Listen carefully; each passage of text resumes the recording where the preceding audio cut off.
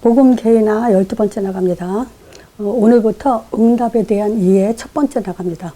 기도가 중요한 것만큼 응답도 굉장히 중요해요. 왜냐하면 우리가 기도를 왜 합니까? 다 응답받으려고 하죠. 근데 또 이 기도 내용이 뭐냐에 따라서 응답이 달라지죠. 그러니까 신비주의를 가진 사람들은 신비주의적 기도를 하겠죠. 그럼 응답도 신비주의로 나오죠. 율법은 율법대로 응답이 나오고, 또 선행봉사는 그 중심이 기도 내용이 그렇다면 결국 또 그대로 응답이 나오죠.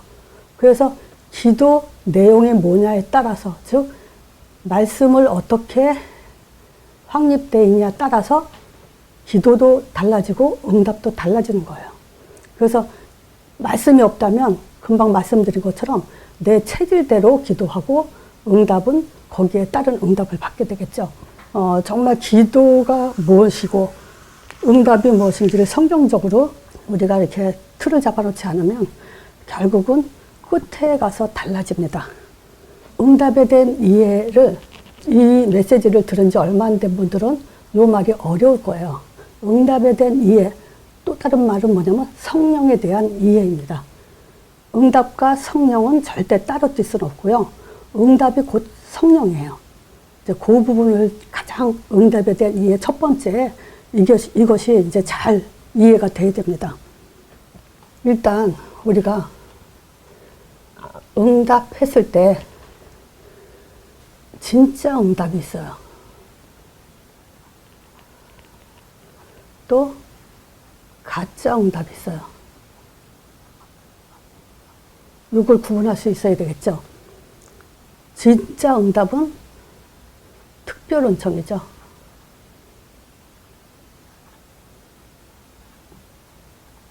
가짜 응답은 일반 은총입니다.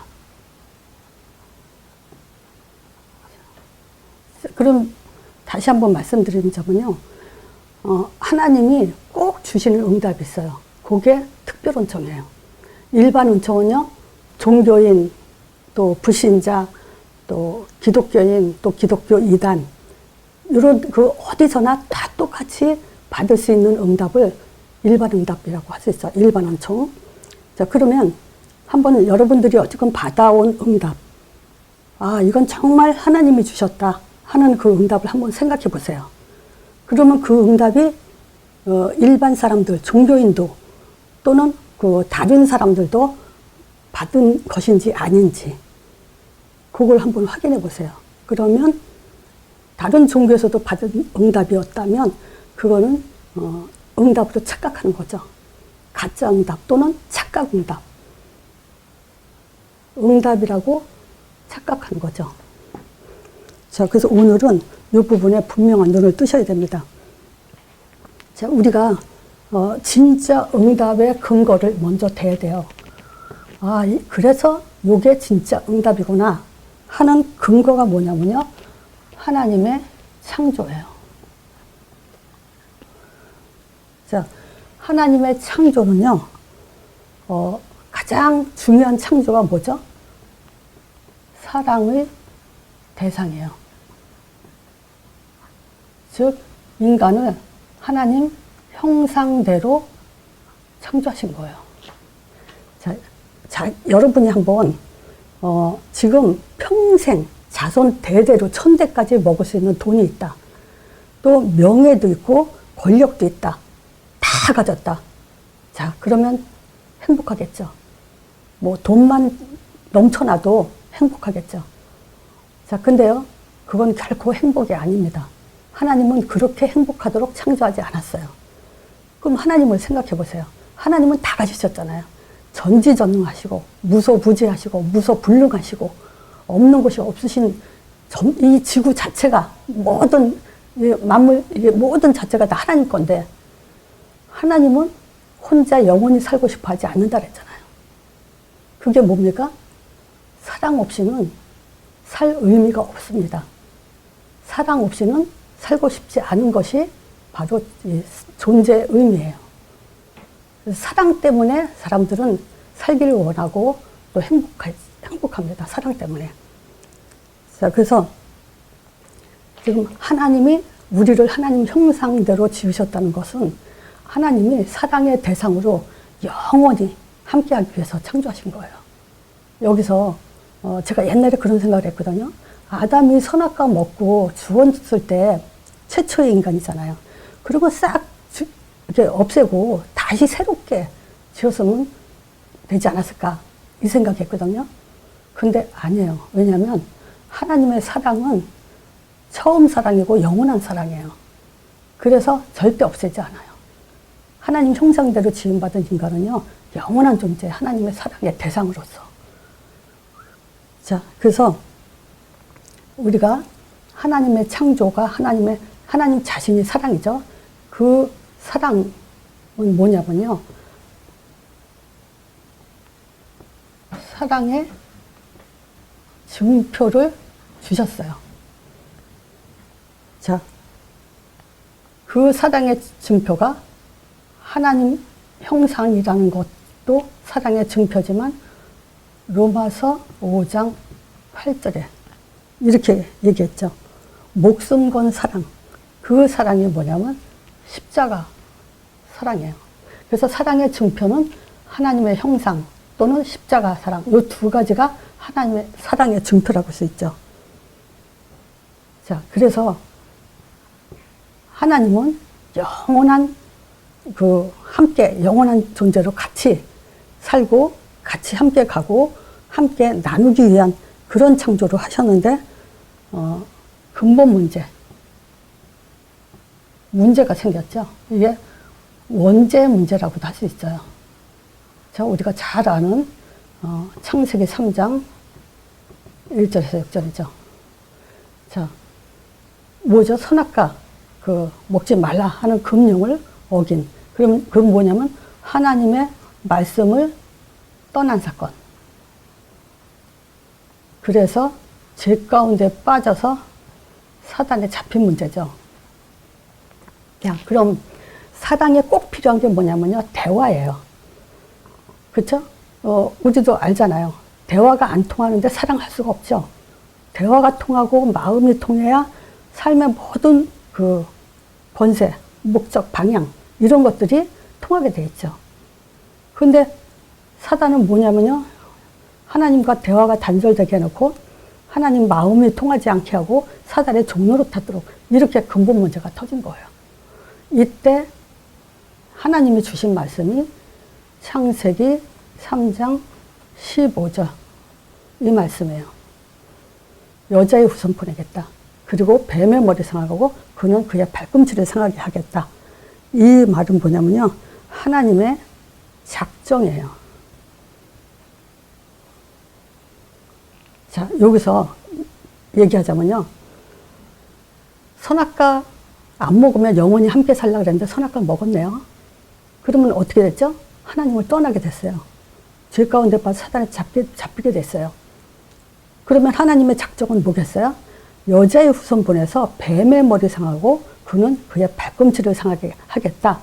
이 말은 어떤 작정이냐 하면요.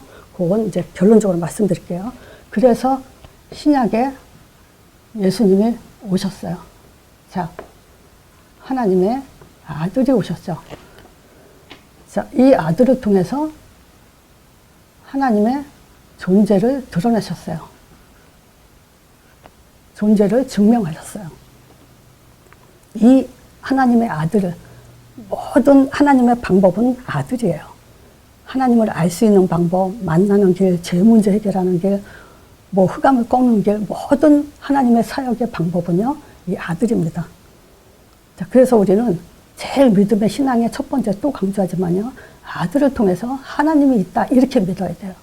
완벽한 방법입니다.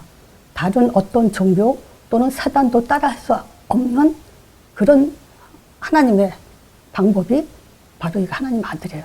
흉내낼 수 없어요. 다른 종교, 사단도 흉내낼 수 없는 게. 오셔서 뭐 하셨냐? 죽으셨어요.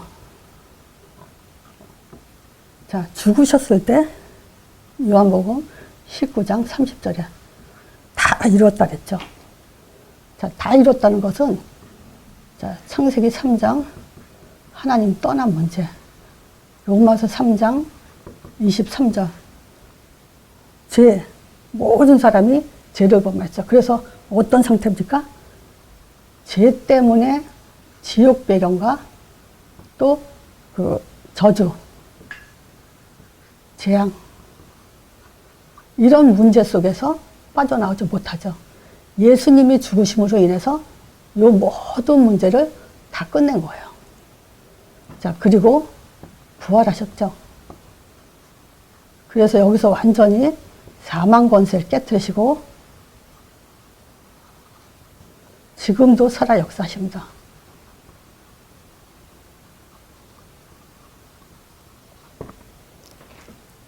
자, 근데 여기서요. 응답의 이해에 있어서 여기서 다 이루었다. 여기요. 이것이 무슨 말이냐면요. 예수님이 죽고 부활하셔서 사도행전 2장 1절에서 4절. 오순절날 마가다라방에 바람같이 불같이 성령의 강력한 그 역사가 일어났죠. 이 성령의 역사. 이 성령의 역사가 어떤 역사냐면요. 구원을 완성한 역사예요. 구원을 완성했다는 것은 뭐냐면요. 이제 성령이 내주됐다는 겁니다. 자, 여기서 다시 좀 설명을 드릴게요. 하나님의 작정은 어떤 작정이냐면요. 선악과를 먹으니까 하나님 떠나서 죄 가운데 빠져 사단에 잡혀버리는 거예요. 하나님 떠나버리는 거예요. 그래서 하나님의 작정은 뭐냐면 여자의 후손을 보내서 지금 여자의 후손 보내면 어떤 일이 벌어져야 되냐면요. 죄 문제를 해결해야 돼요. 죄에 있는 상태에서 우리는 하나님을 만날 수가 없어요. 그래서 예수님이 죽으시고 다 이루었다 그런 거예요. 그럼 다 이루었다는 말은 뭐냐면요. 성령이 우리 안에 내주돼서 임마누엘 하시는 거예요. 이 말은 무슨 말이냐면 이제 선악과 먹어도 안 죽어요. 하나님이 우리 안에 함께 하신 것은 이제 다시는 선악과 먹어서 뺏기지 않는다는 거예요. 사단한테 안 뺏겨요. 어떤 죄를 져도 하나님 떠나지 않아요. 영원한 임마누엘이에요. 이 세상에 가장 큰 죄는 뭐냐면요. 여러분들이 한번 생각해 보세요. 어떤 게 가장 큰 죄 같아요? 근데 선악과 먹고 하나님 말씀을 불순종하는 죄보다 더 큰 죄는 없어요. 여러분들은 그걸 아셔야 됩니다. 말씀 불순종해서 하나님 떠난 죄, 사단한테 잡힌 죄만큼 더 큰 죄는 없어요. 자, 그러니까 하나님 작정은 그거예요. 선악과 먹으니까 죽네? 그러면 영원히 죽지 않는 그 방법은 뭐냐? 내가 너희 속에 들어가야 되겠구나. 그리고 임마누엘 해야 되겠구나. 요거예요. 그래서 다 이뤘단 말은 이제 너희들이 무슨 일이 있어도 이제 하나님 떠날 일은 없다. 이제 한 번 구원은 영원한 구원이다. 라는 의미에서 다 이뤘다라는 거예요. 그러니까 이걸 가지고, 사람들은 뭐라고 얘기하냐면요. 두 가지로 얘기하죠. 아직도 문제가 끝나지 않았는데, 왜 끝났다 그러냐? 이렇게 말하죠. 그거는 우리 생각에, 육신적인 생각이 하는 얘기예요. 구원 관점에서 얘기해야 됩니다. 다 이뤘다란 말은 이제 영원한 구원이 이루어진다 이 얘기예요. 자, 보세요. 어떤 분은요, 십자가 사랑, 십자가 복음 그래요. 요걸 십자가만 복음이라고 얘기하면 안 돼요. 하나님 아들인 거. 복음은 하나님의 아들이에요. 근데 그 아들은 죽으심을 향해 가 있어요. 죽으심은 부활을 향해 가 있어요. 부활은 성령을 향해 가 있어요. 성령 내주를 향해 가 있어요. 그래서 한 부분을 강조해서는 절대 안 돼요. 사실은 또 얘기하지만요. 십자가 죽으심은요. 성령 내주하기 위한 과정이에요. 그렇잖아요. 결국은 하나님이 우리와 함께하기 위한 이것이 목적이고 복음의 결론은 여기에요. 그래서 이 세상에 진짜 어떤 죄, 요즘 뭐 이러쿵저러쿵 뭐 말들이 많은데 어떤 죄가 제일 큰지 보세요. 진짜 하나님 말씀 떠나서 성령 회방죄죠. 마태복음 12장에 성령 회방죄만큼 더 큰 죄는 없어요. 그건 사심을 받지 못한다 그랬어요. 그러니까 정신들 차리셔야 돼요. 자, 그러면 이 성령 내주는 결국 또 뭘 말하냐면요. 응답도 완성됐다는 거예요. 누가복음 11장 13절에 보면요. 우리가 아무리 약할지라도 좋은 것을 자식에게 줄 안다고 얘기를 해요. 그죠? 근데 하물며 하나님 아버지께서 구하는 자에게 성령을 주시지 않겠냐. 자, 그 말은 뭡니까? 응답 중에 최고의 응답은 바로 성령이라는 거예요. 최고의 응답이에요. 다 준 거예요. 하나님 자신이 들어왔으면 끝난 거죠. 이 응답 외에 다른 것을 응답을 얘기한다면요. 그거는 지금 가짜 응답이에요. 착각 응답이에요. 그래서 우리가 옛날에 기존교회 다닐 때, 제가 이 복음 알기 전에 초신자 때 보면, 그 얘기, 간증을 많이 듣죠. 주로 뭡니까? 기도해서 응답받은 거. 그거예요. 문제 있을 때 간절히 기도해서 응답받은 거. 근데 그 응답 가지고 얘기하잖아요.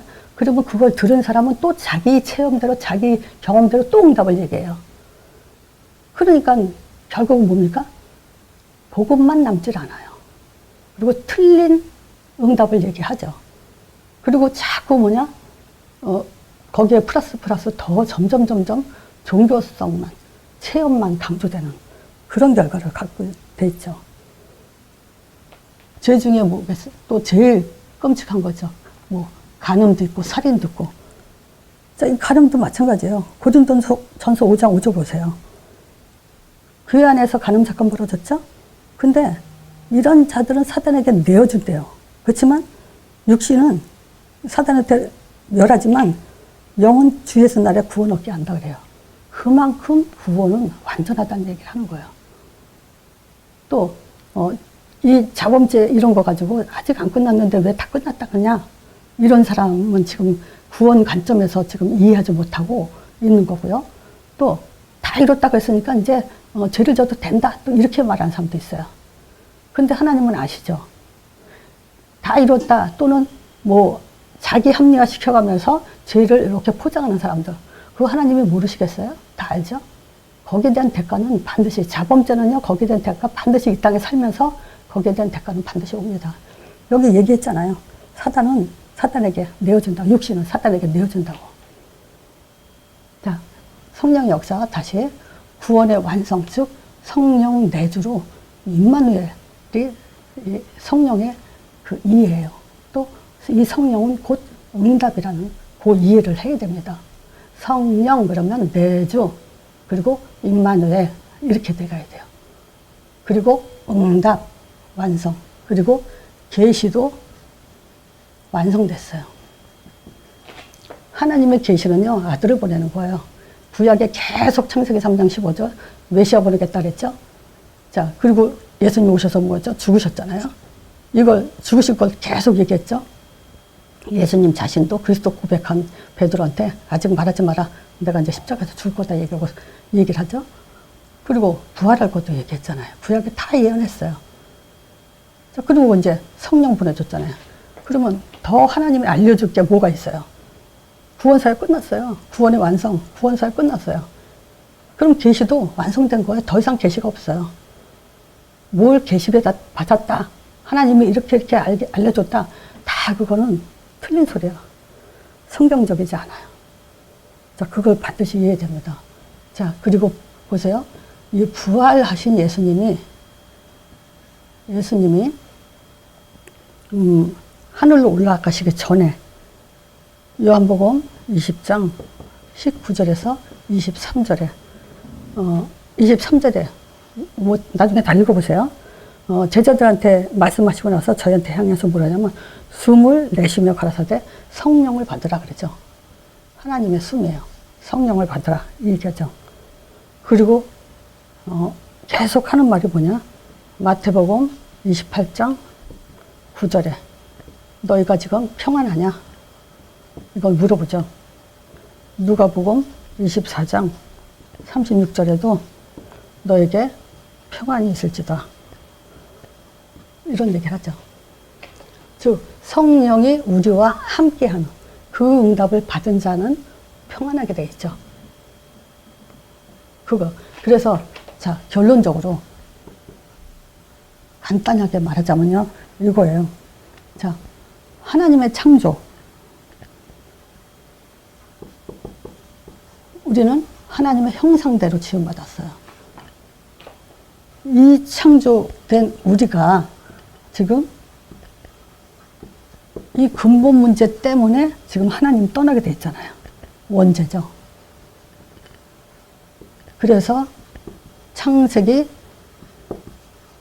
3장 15절 이 약속은 곧 사도행전 2장 1절에서 4절 요구와 연결이 되어 있다는 거예요. 요 얘기가 여자의 손발에서 뱀의 머리 상하게 하겠다. 이 말은 뭐냐면 안 되겠다. 내가 다시 너희 안에 영원히 들어감으로 인해서 그 어떤 것들도 구원이 떠나지 않는 그 완전한 구원을 이루겠다. 그거예요. 임마누엘이요. 즉 성령 내주. 지금 요것만 초점을 잡고 있으시면 돼요. 요것만 딱 잡고 있으면 응답이 이해된 거예요. 성령 내주. 그러니까 응답. 같은 말이잖아요. 자, 그래서, 이렇게 응답에 대한 이해. 첫 번째, 요걸 잘, 이게 지금 첫 단추가, 응답에 대한 이해 첫 번째가 무너지면요, 다 무너지는 겁니다. 그래서 진짜 응답, 가짜 응답, 확실하게. 그래서, 다른 건 줘도 되고 안 줘도 돼요. 근데 성령은 안 주면 안 되죠. 그래서 특별 은총은 성령 내주예요. 자, 이걸로 마치겠습니다.